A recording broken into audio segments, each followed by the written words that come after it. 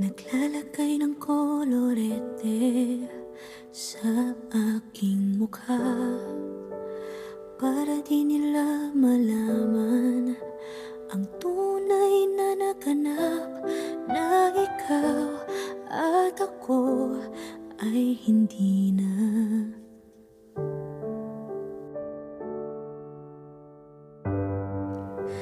Iniensayo pang mga ngiti para di halata.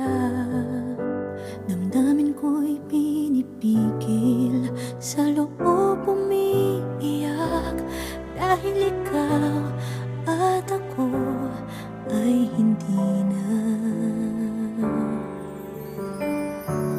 At ang hirap, magpapanggap pa ba ako na ako ay masaya, kahit ang totoo ay talagang wala ka na.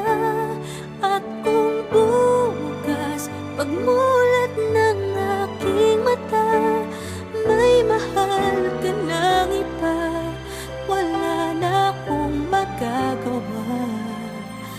Di ba?